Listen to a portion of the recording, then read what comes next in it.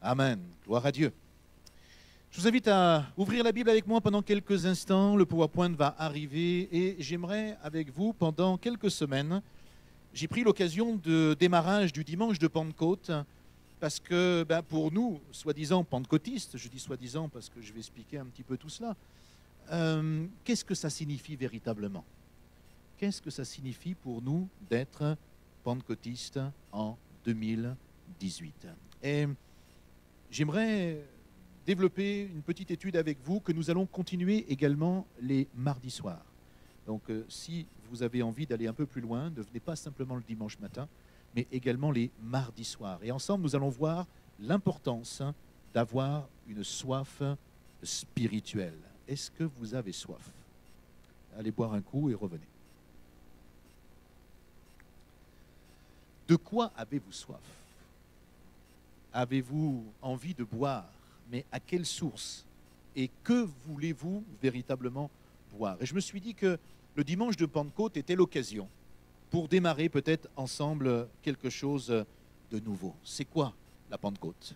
C'est quoi être pentecôtiste? Alors je ne vais pas simplement m'arrêter sur la notion de la Pentecôte et parler de la Pentecôte parce que c'est le jour de la Pentecôte, mais de prendre plutôt cette notion d'une manière un peu plus générale et de nous amener un peu plus loin. La Pentecôte, cette période, ce moment extraordinaire, il y a quelques milliers d'années, où tout simplement, eh bien, il y a eu comme une effusion du Saint-Esprit.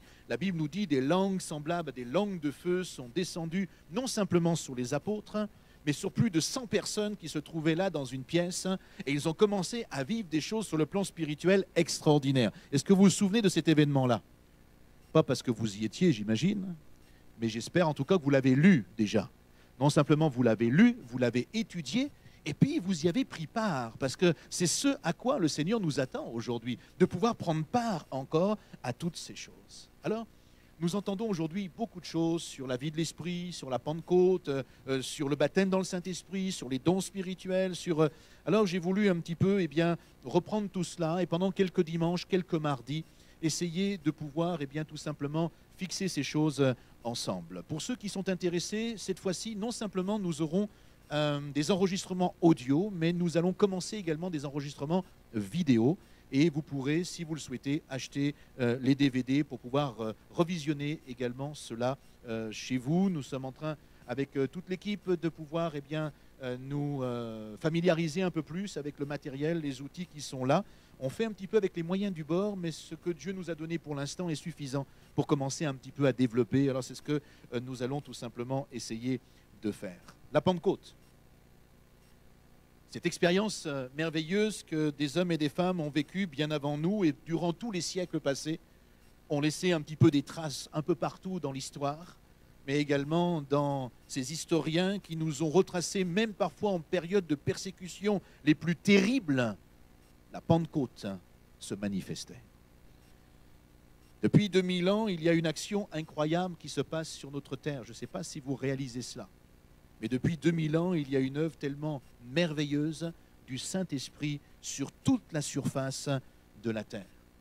Je dirais en introduction qu'il ne peut pas y avoir une véritable expérience de la Pentecôte si au préalable, il n'y a pas une véritable expérience d'une conversion personnelle à Jésus-Christ.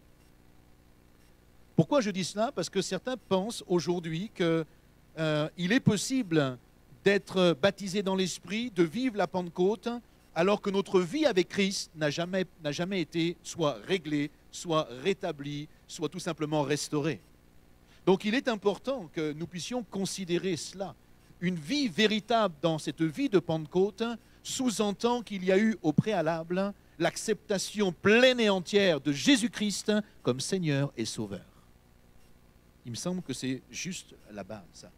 Et cette expérience d'avoir Jésus-Christ comme Seigneur et Sauveur ne se résume pas au fait de venir dans une église, ici ou quelle que soit l'église dans laquelle vous pourriez aller. Ça ne se résume pas à cela.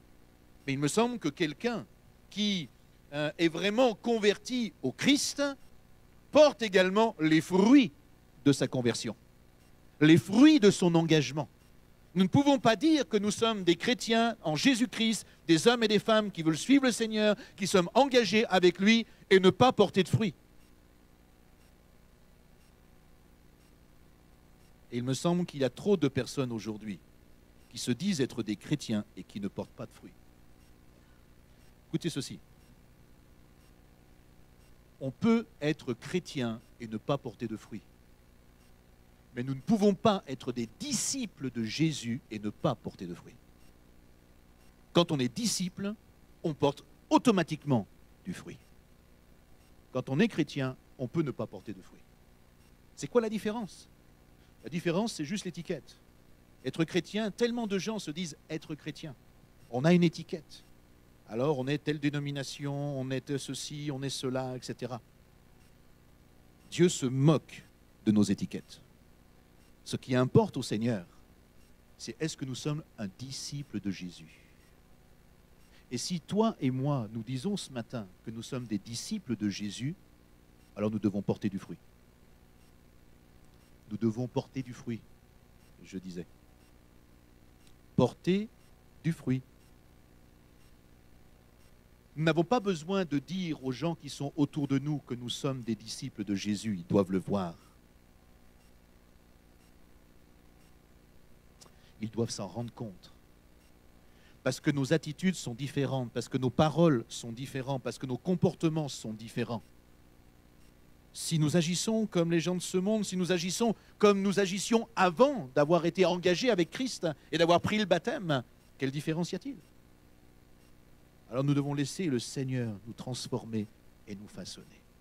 Quand il y a cette véritable expérience, quand nous vivons avec le Seigneur cet engagement profond, alors ensuite, le Seigneur ne nous laisse pas là en disant « Voilà, c'est bon, tu es arrivé, tu peux t'asseoir et tranquillement être sur le siège de la religion et attendre que les choses se passent. » Non. Le Seigneur, à chaque fois, nous dit « Attends, là, tu viens de passer une étape, maintenant, il y en a une nouvelle. » Accepter Christ dans ton cœur, accepter Christ dans ta vie, c'est bon. Mais il faut encore aller plus loin. Mais quoi, Seigneur? Où plus loin? Acte 2. Ils recevront une puissance, le Saint-Esprit survenant sur eux, et ils deviendront des témoins. Alléluia. As-tu reçu cette puissance? As-tu reçu le Saint-Esprit? As-tu reçu cette action puissante de Dieu qui va t'amener à vivre dans une nouvelle dimension? Je crois que être pentecôtiste, ce n'est pas simplement quelqu'un qui s'attend uniquement à, on pourrait dire, vivre une action substantielle de Dieu. Mais quelqu'un qui se dit être pentecôtiste, c'est-à-dire quelqu'un qui veut vivre dans cette vie de l'Esprit avec abondance, c'est quelqu'un qui recherche une expérience avec le Saint-Esprit en profondeur. Pas superficielle, en profondeur. Et qu'est-ce que ça veut dire? À quoi servirait-il à Dieu de déverser sur nous une nouvelle onction s'il n'y a pas auparavant dans notre vie un changement en profondeur? Un changement radical, un changement puissant, un changement profond. Alors certains pensent que le baptême va les changer. Le baptême d'eau n'est pas là pour nous changer. Le baptême d'eau, ça nous sert tout simplement à signer avec Dieu un contrat qui lui dit « Seigneur, à cause de ce que tu as fait dans ma vie, je m'engage à te suivre parce que j'engage maintenant une bonne conscience envers toi jusqu'au jour où tu viendras me prendre. » Le baptême d'eau ne libère pas, le baptême d'eau ne guérit pas, le baptême d'eau ne change pas notre vie, le baptême d'eau ne pardonne pas nos péchés, le baptême d'eau ne nous sanctifie pas. Combien de bêtises j'entends aujourd'hui, les gens me disent « Mais quand je serai passé dans les eaux du baptême, alors je ne pécherai plus. » Mais où vous allez entendre des idioties pareilles? Jamais il y a un seul verset qui nous dit que le baptême d'eau a ce pouvoir-là. Le baptême d'eau, c'est un engagement avec Christ. C'est l'engagement d'une bonne conscience. Et une bonne conscience de Jésus envers nous, non de nous envers Jésus. C'est nous qui disons envers Dieu, eh bien à partir d'aujourd'hui, je m'engage à une bonne conscience envers toi. Je m'engage à avoir une vie pure, à avoir une vie sainte, à avoir des paroles modérées, à avoir des attitudes, des actions modérées. Parce que maintenant, je ne suis plus comme hier. Je suis comme ce que tu as commencé à faire dans ma vie. Une nouvelle création. Alors je m'engage par ce baptême à aller plus loin. Et le baptême dans le Saint-Esprit, c'est la même chose. Certains me disent parfois, mais j'attends le baptême dans le Saint-Esprit parce que ça va me libérer de ceci, ça va me libérer de cela. Mais non. Le baptême dans le Saint-Esprit ne nous libère pas. À quoi ça sert de recevoir une onction de Dieu si auparavant il n'y a pas un changement en profondeur, non simplement dans notre cœur, mais aussi dans notre relation avec les autres, dans notre couple, dans notre vie familiale, dans la communion fraternelle. Certaines personnes pensent que le baptême dans le Saint-Esprit va changer leur caractère, mais pas du tout. Pas du tout. Comprenez ceci. Il me semble en tout cas, hein, l'onction de Dieu, la vie de l'Esprit, le baptême dans le Saint-Esprit ne nous change pas. L'onction, elle nous revêt. C'est complètement différent. Elle nous revêt comme un vêtement qui se dépose sur nos épaules. Nous verrons la différence entre l'action du Saint-Esprit qui œuvre dans nos cœurs et dans nos vies et qui nous amène à être convaincus d'une nouvelle naissance et de pouvoir accepter Christ et de nous engager avec lui. Donc là, c'est une action du même Saint-Esprit, mais en nous. Et puis de cette action merveilleuse de Acte 2, où là, le Saint-Esprit n'est plus en nous, mais il vient sur nous pour nous revêtir. Il y en a qui font de la peinture. Moi, je suis très peu bricoleur, c'est une catastrophe. Et souvent, quand j'ai fait de la peinture, ça m'a découragé. Vous avez remarqué que quand, par exemple, vous avez un carrossier qui vient peindre une voiture, vous avez remarqué, ça se fait dans des endroits entièrement fermés, entièrement clos. Parce qu'il ne faut pas qu'il y ait une seule trace, il ne faut pas qu'il y ait une seule rayure, il ne faut pas qu'il y ait une seule poussière. Parce qu'après, une fois que tout est bien comme il a préparé, il prend un pistolet et là, et puis il passe, et tout est uniforme, est impeccable. Moi, je n'ai jamais appris à peindre comme ça. Moi, il y avait toujours des fissures, il y avait toujours des impuretés, des poussières. Vous savez, le gars qui a de la chance, vous êtes en train de peindre un truc, là, ça fait, et puis vous êtes dehors et il fait beau, et puis à un moment donné, vous avez terminé, vous êtes en train de contempler, et puis là, vous voyez dans le ciel une feuille.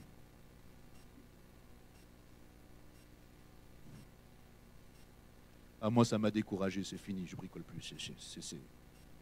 S'il y a une feuille, elle est pour moi. Pour ça, j'ai dit, René, je ne pourrais pas t'aider, c'est une catastrophe, c'est pas possible, pas possible. Le Saint-Esprit fait la même chose. Il nous revêt. Mais s'il y a des impuretés, ça fait une bosse. S'il y a une fissure dans notre vie, le Saint-Esprit ne cache pas la fissure. La fissure se voit toujours. Elle est toujours là. Ce que nous devons vivre, c'est le fruit de l'Esprit. Laisser le Saint-Esprit épurer nos cœurs, nos vies. Et ça, ce n'est pas l'onction de l'Esprit qui fait ce travail-là. Ça, c'est notre relation avec Jésus qui vient façonner intérieurement ce qui produit en nous cette action, ce que nous sommes. Il vient tout simplement œuvrer au plus profond de notre être.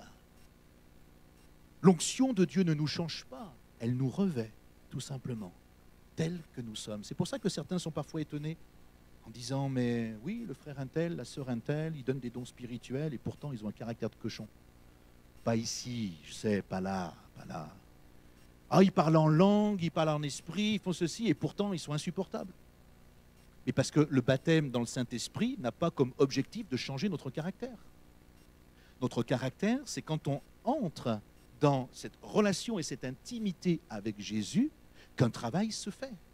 La puissance du Saint-Esprit, le baptême dans le Saint-Esprit, c'est une option extraordinaire que Dieu nous donne.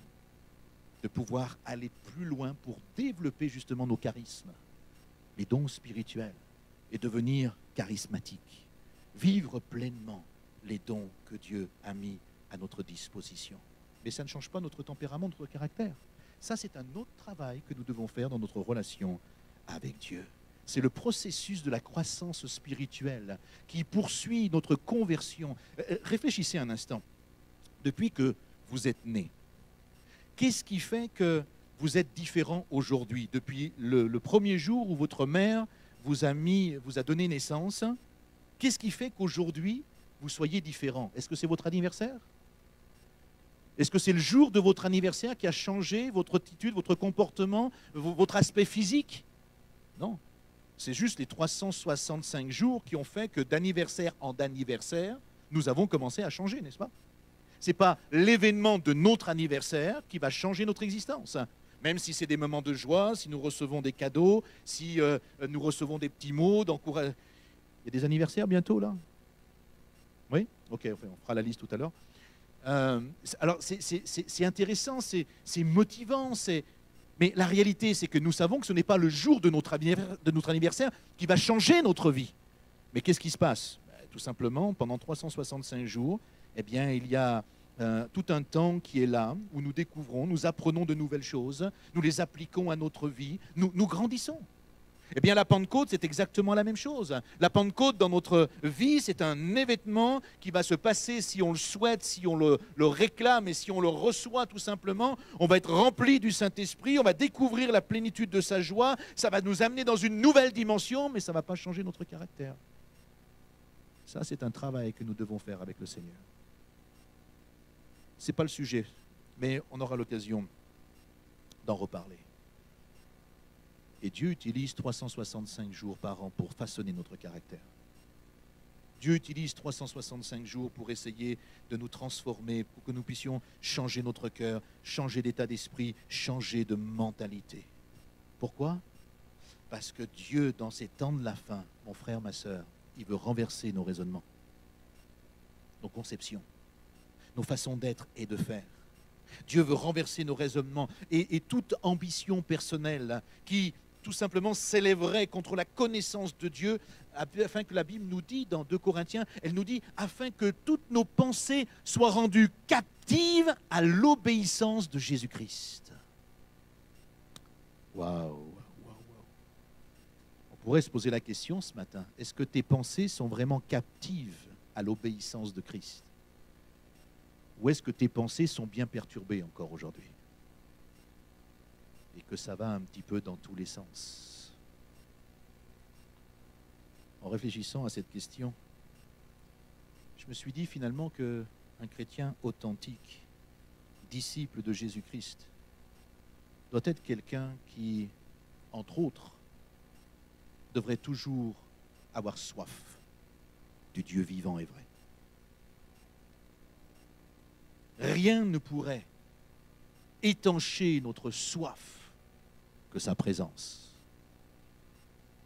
Là où je suis inquiet aujourd'hui, c'est que je rencontre de moins en moins de disciples ou de moins en moins de chrétiens qui ont soif. Ils sont là, poursuivent leur petite vie tranquille. Il n'y a pas cette soif. Il n'y a pas ce désir profond de vivre des choses différentes. Il n'y a pas cette aspiration, il n'y a pas quelque chose qui est là dans notre cœur et qui brûle. Où est passée, mon frère, ma sœur, ta soif d'apprendre? Où est passée ta soif de découvrir des choses nouvelles au travers de la parole de Dieu? Nous sommes dans des générations aujourd'hui où les gens veulent vivre des choses toutes nouvelles, toutes bizarres, mais déjà, on ne vit pas ce que la parole de Dieu nous enseigne. Commençons déjà par découvrir et vivre ce que la parole de Dieu nous dit, avant d'aller chercher des choses bizarres. Où se trouve ce fort désir en toi de vouloir continuer encore aujourd'hui à découvrir ce qui se passe dans la parole et les appliquer à ta vie? Où se trouve cette soif de vivre de nouvelles expériences quotidiennes avec Christ? Un verset m'a interpellé cette semaine. Je me suis dit, il faut qu'on démarre cette série ensemble. J'aimerais vous inviter à lire l'évangile de Jean, chapitre 7, le verset 37.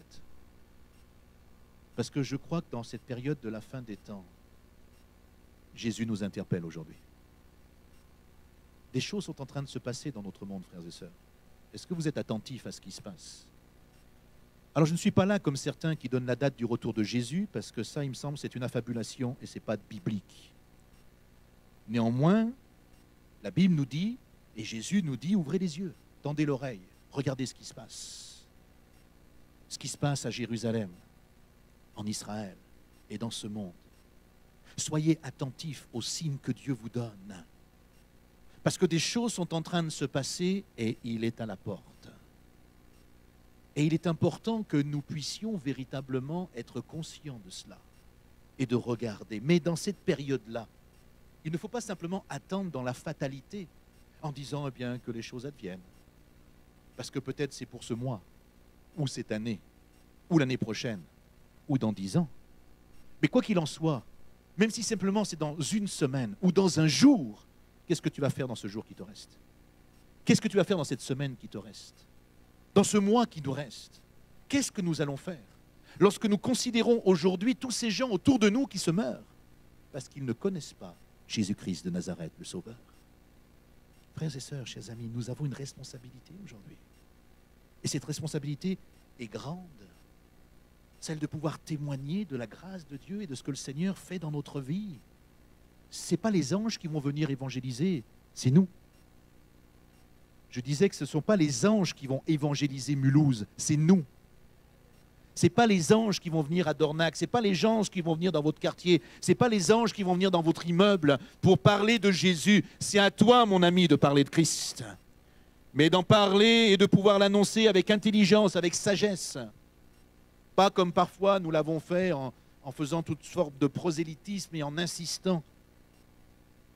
Apprenons à parler avec intelligence, avec discernement, laissant Dieu par son esprit, même dans ces temps d'évangélisation, nous conduire, nous diriger, faciliter le moment opportun. Ce n'est pas que nous n'évangélisons pas, c'est que nous ne sommes pas attentifs au moment que Dieu nous donne. Si nous voulons plus de fruits, laissez le Saint-Esprit vous conduire.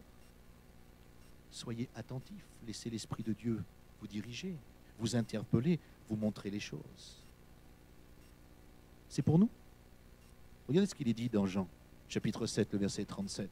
Le dernier jour, le grand jour de la fête, Jésus, se tenant debout, s'écria: « Si quelqu'un a soif, qu'il vienne à moi et qu'il boive.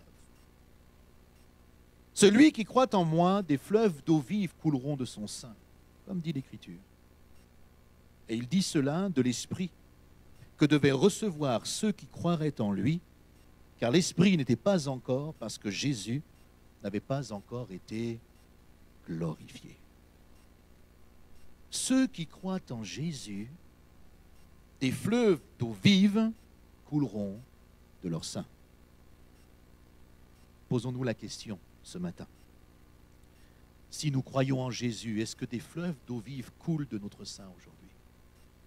Est-ce qu'il y a cette abondance que Jésus veut nous donner? C'est une déclaration importante qui nous est donnée ici. Et c'est mon premier point. Une des déclarations les plus importantes du message évangélique. Parce que par ces paroles, le Seigneur a placé tous ceux et celles qui étaient là en train de l'écouter dans quelque chose de complètement nouveau auquel ils ne s'attendaient pas. C'est comme une nouvelle promesse.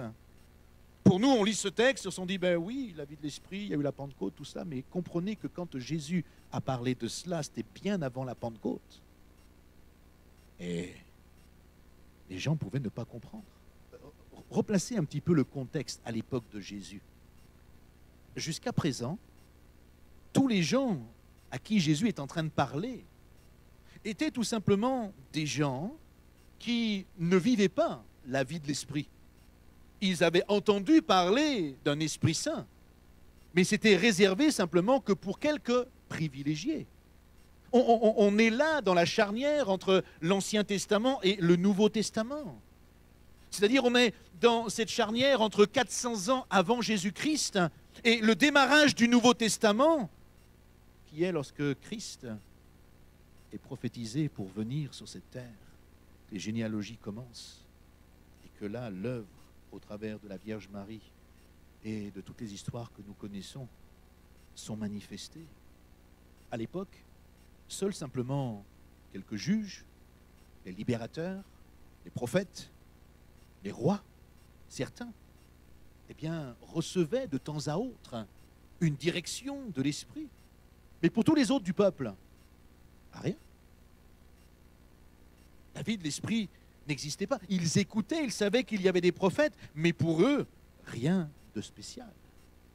Maintenant, Jésus est en train d'annoncer à ces gens qui sont autour de lui un nouveau message.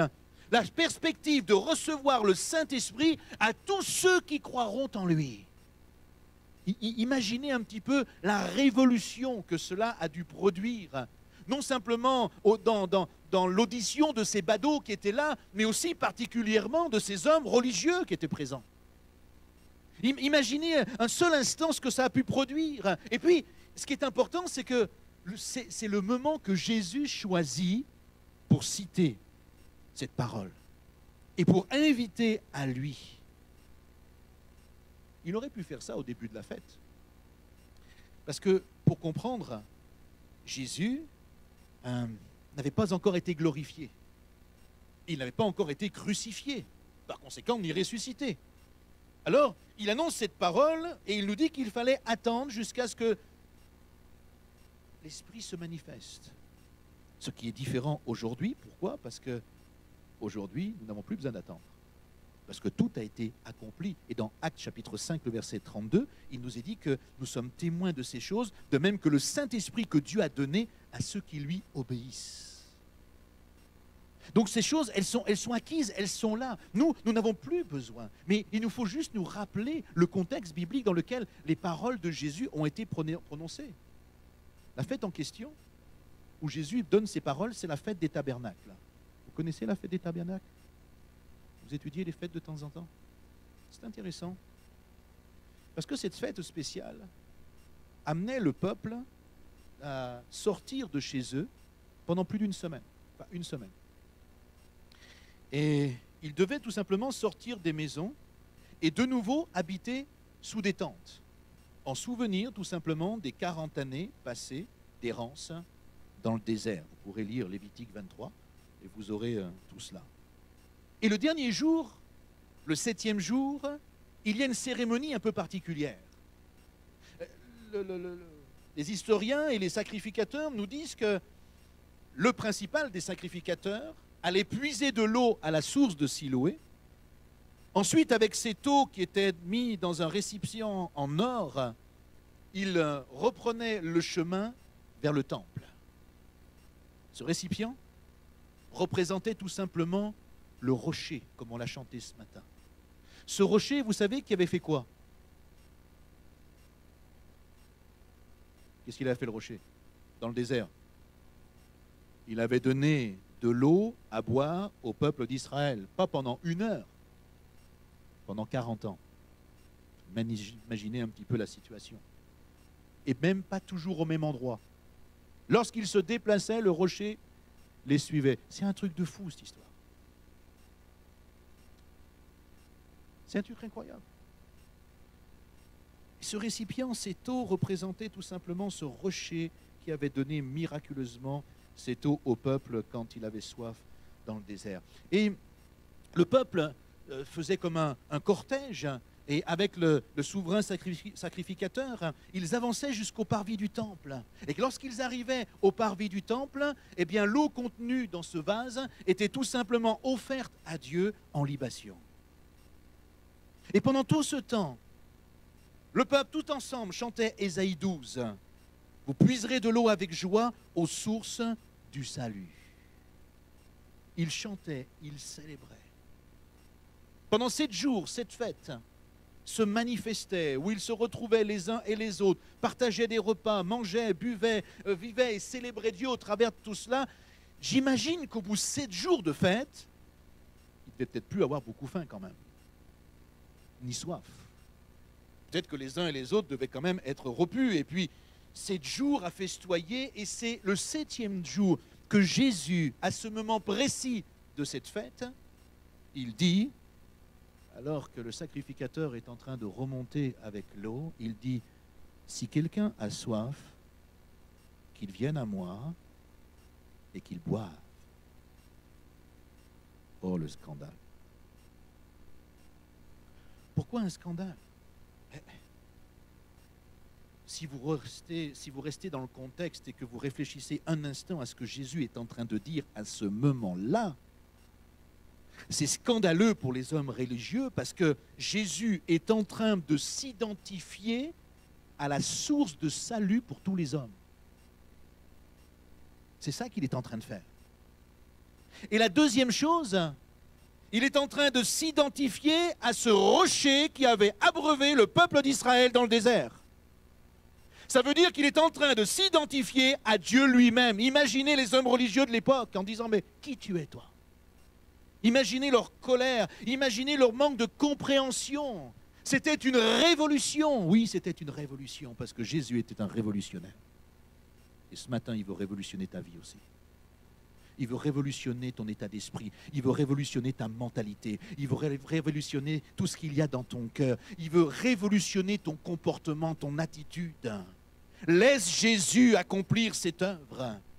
On peut facilement comprendre pourquoi les Juifs traditionnels de l'époque étaient aussi choqués.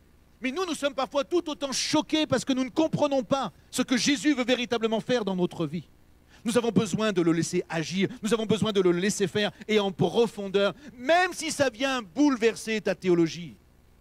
On se prend tellement pour des docteurs, on se prend tellement pour des théologiens. Quand on lit la Bible, on ne peut pas se contenter simplement de la lire, on veut tout simplement l'instruire aux autres. Mais commence déjà à l'appliquer toi-même. Oh, j'aurais pas dû dire ça peut-être.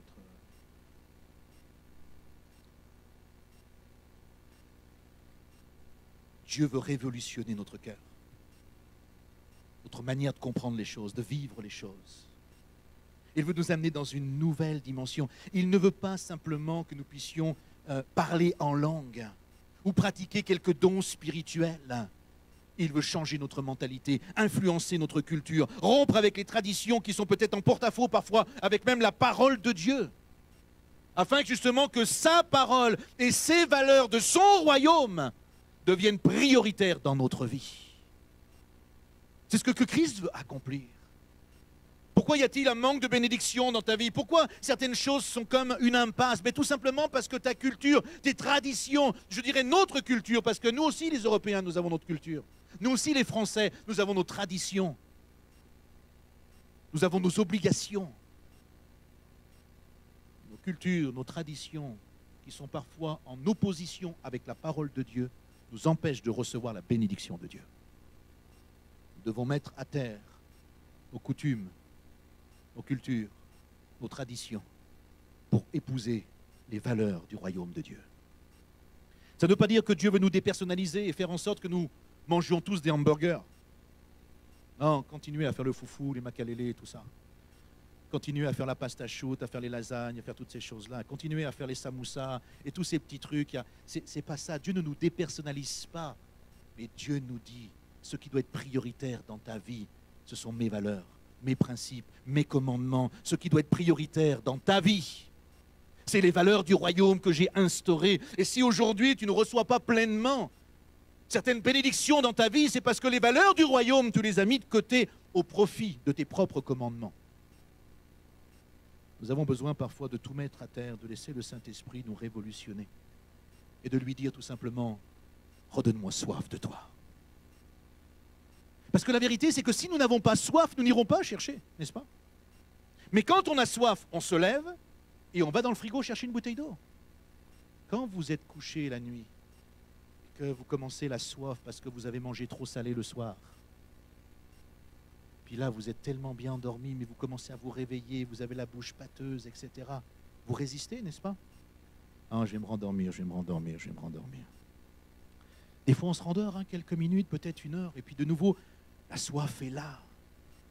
Vous rappelez de ce sentiment?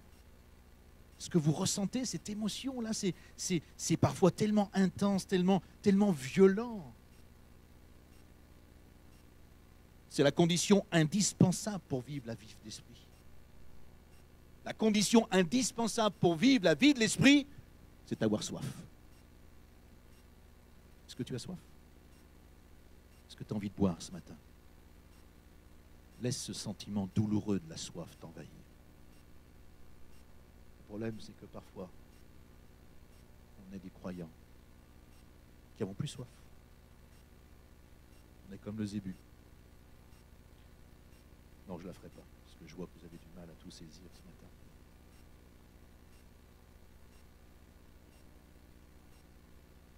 Comment pouvons-nous être des enfants de Dieu et ne pas avoir soif de sa présence? Comment pouvons-nous être des enfants de Dieu et être constamment satisfaits? Comment pouvons-nous être des enfants de Dieu et juste nous complaire dans notre vie fataliste? Alors certains s'en prennent à Dieu. Ils s'en prennent à lui parce que finalement, s'ils sont là aujourd'hui dans ce qu'ils vivent, c'est sûrement de sa faute. Et on l'entend parfois dans les prières. Ô Dieu, pourquoi tu n'agis pas? Ô Dieu, pourquoi tu ne fais pas ceci? Ô Dieu, pourquoi tu n'interviens pas? Ô Dieu, pourquoi tu n'agis pas de telle et telle matière? Pourquoi tu ne réponds pas à mes prières? Pourquoi?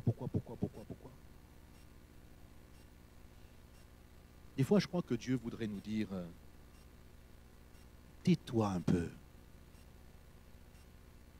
Quand tu pries, arrête de me donner des conseils. Écoute plutôt les conseils de ma parole. Vous avez remarqué le nombre de conseils qu'on donne à Dieu quand on prie? Comme si on pensait qu'il ne savait pas faire les choses. Seigneur, fais ceci, Seigneur, fais cela, Seigneur, agis comme ceci, Seigneur, agis comme cela. Et on donne des conseils, des conseils. Un jour, Dieu m'a dit, mais arrête de me donner des conseils. Je sais ce que j'ai à faire. Je suis grand. Je dis, oui, c'est vrai, t'es grand. Oui, j'ai oublié. Excuse-moi. Du coup, je me suis dit, mais qu'est-ce que je vais dire alors? Si je ne donne plus des conseils à Dieu, comment je vais prier? Et le Seigneur m'a dit, mais écoute-moi un peu plus. Et un peu plus soif de moi. Et si tu as un peu plus soif de moi, je vais t'inspirer dans ta prière. Et je vais même t'amener dans des dimensions que tu ne connais même pas. Puisque jusqu'à présent, tes prières se résument simplement à me donner des conseils. Donc tu ne peux pas aller au-delà. Mais si tu arrêtes de me donner des conseils, si tu fermes un petit peu ta bouche, que tu ouvres un peu plus tes oreilles, que tu commences à me laisser tout simplement, toi, t'inspirer dans ta vie de prière et dans ta relation avec moi, si tu commences tout simplement à laisser ton cœur avoir soif de ma présence, avoir soif de ma puissance, alors à partir de ce moment-là, il va se passer quelque chose. Je vais commencer tout simplement à infiltrer ton esprit. Je vais commencer à te donner des pensées précises. Je vais commencer à t'orienter dans ma vie de prière. Je vais te donner des pistes particulières. Et là, tu vas commencer à entrer dans une notion qui s'appelle le combat spirituel. Pas un combat spirituel humain qui vient de ta volonté et de ta propre chair, mais un combat spirituel qui vient de moi. Et quand ça vient de moi, il y a du résultat. Parce que c'est lui qui nous inspire, c'est lui qui nous conduit, c'est lui qui nous dirige, c'est le job du Saint-Esprit. Mais pour cela, il faut avoir envie, il faut avoir tout simplement soif. Est-ce que nous pouvons dire que le fait de ne pas avoir soif peut expliquer dans notre vie bien des stagnations? Est-ce qu'on peut dire ça? Est-ce qu'on peut dire que le fait que je n'ai pas soif m'amène finalement spirituellement à reculer? Et des fois, quand on recule, on tombe. Mais la réalité, c'est ça. Lorsque je n'ai plus soif, il me manque quelque chose. C'est ce que Paul va reprocher aux Corinthiens. Paul va leur dire à un moment donné, dans la première épître aux Corinthiens, chapitre 4, le verset 8, « Déjà vous êtes rassasiés ?» Déjà vous êtes rassasiés? Déjà vous êtes riches? Ou vous pensez l'être? Mais dans Apocalypse, il va leur dire à un moment donné, et ça va les claquer, hein, pas à eux, mais à ceux à qui il va donner. Il va dire, vous pensez riches, mais en fait, vous avez complètement oublié que vous êtes des pauvres. Vous pensez avoir, mais vous n'avez rien. Vous pensez posséder, mais vous êtes vide. Le Seigneur va dire, mais vous pensez être riche, mais vous n'avez rien. Sans nous, vous voulez commencer déjà à régner? Oui, les Corinthiens commençaient à se prendre un petit peu pour des gens importants, sérieux. Ils auraient eu besoin certainement de cette formation sur une bonne santé émotionnelle pour travailler leur estime personnelle. Parce que certains se prenaient pour des personnages bien plus importants que ce qu'ils pensaient être eux-mêmes. Parfois, nous avons besoin de ce contact avec Dieu pour qu'il nous fasse descendre d'un petit étage, voire parfois de 2 étages. Et s'il faut redescendre de 3, 4 étages, parfois c'est nécessaire aussi. Laissons Dieu le faire. Combien sont ceux aujourd'hui que Dieu ne peut pas remplir? Pourquoi? Tout simplement parce que nous sommes déjà pleins. Nous sommes pleins de quoi? Mais nous sommes pleins de nous-mêmes. Nous sommes pleins d'autosatisfaction. Nous sommes pleins de complaisance. Nous sommes pleins de manque de volonté. Nous sommes pleins de manque d'intérêt personnel, de motivation, de zèle. Il nous manque tout cela. Nous sommes pleins de désobéissance, pleins parfois de péché, d'adultère, de fornication. Combien nous trouvons toutes sortes d'excuses à nos vies pour vivre dans le péché? Combien tu trouves ce matin encore toutes sortes d'occasions pour dire je ne suis pas marié, mais de temps en temps j'ai quelques relations. C'est juste comme ça, Dieu pardonne. Dieu pardonne, mais il te voit. Et il te dit, tu ne marches pas sur un chemin de sainteté. Tu ne marches pas sur un chemin de pureté. Tu es plein de toi-même. Dieu te dit, je voudrais faire tellement de choses avec toi, mais tu es tellement plein de toi-même que même ton couple n'est pas à mon image. Même ton couple ne ressemble pas au couple biblique, au couple de ce que j'ai voulu développer dans ta vie. Il n'y a pas de couple parfait. Nous avons tous nos combats, nos luttes, nos problèmes. Mais il y a quand même une réalité au travers de la parole qui nous est donnée pour que nous puissions apporter une satisfaction mutuelle, pour que l'harmonie du couple, l'harmonie familiale existe telle que Dieu a voulu la développer dans notre existence. Combien sont ceux qui ne vivent qu'avec quelques réserves personnelles, des réserves de leur connaissance biblique, des réserves de leur histoire, qu'ils ont appris ici ou là, quelques expériences, mais ne vivent qu'avec les choses du passé. Combien sont ceux qui s'attendent parce qu'ils s'en prennent à Dieu, comme je le disais il y a un instant? Parce que finalement, s'ils n'en sont pas plus loin aujourd'hui, c'est certainement la faute de Dieu. Ils ont demandé à ce que Dieu fasse tout, et il semblerait qu'il ne fait rien. Alors ils sont tellement frustrés, dans un mal-être profond. Ils attendent un miracle instantané, mais un miracle qui ne vient pas. Ils se disent, mais pourquoi? Tout simplement parce que ça ne se passe pas comme ça. Ça ne se passe pas comme ça. Dans son enseignement, par exemple sur les dons spirituels, Paul, à un moment donné, va parler de la soif. Et il va exhorter les chrétiens à faire quoi? Il va leur dire, aspirez aux dons spirituels. Aspirer. C'est le verbe zélo qui est utilisé. Avoir du zèle pour obtenir quelque chose. Comprenez ce que veut dire ce verbe. C'est le verbe qui nous amène à désirer profondément, à le vouloir avec passion, à aspirer avec ce zèle parce que nous n'avons pas, mais nous voulons absolument l'obtenir. Quel exemple je pourrais donner? Vous avez des enfants ou des petits-enfants? Vous les avez vus lorsqu'ils veulent quelque chose? Moi, quand j'étais petit, mes parents étaient commerçants. Très souvent, ma maman m'amenait sur un marché. Et en tant que forain, on avait plein de copains à droite, à gauche. Et j'en avais un, je l'aimais beaucoup. Plutôt deux. Parce qu'il y en avait un, il vendait que des bonbons. Lui, je l'aimais particulièrement. Ah, j'aurais tout fait pour lui. Parce que dès que je faisais un truc, il me donnait des bonbons. Et un truc que je n'avais jamais vu de ma vie. Un autre, il avait un immense camion qui devait faire peut-être, je ne sais pas, 10 mètres, 12 mètres, 15 mètres, une fois qu'il était ouvert. Et il avait que des jouets. Imaginez un peu. Devant, que des bonbons, derrière, que des jouets. Ah, mais moi, je passais ma matinée là-bas.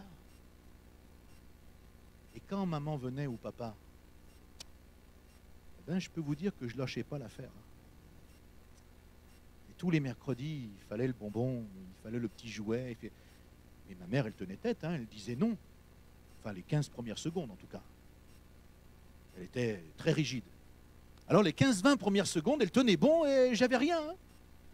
Mais j'avais appris que si je persévérais un petit peu, si je manifestais un petit peu de zèle, vous savez, quand elle sortait du magasin, je commençais à lui dire « Maman, comme t'es jolie aujourd'hui.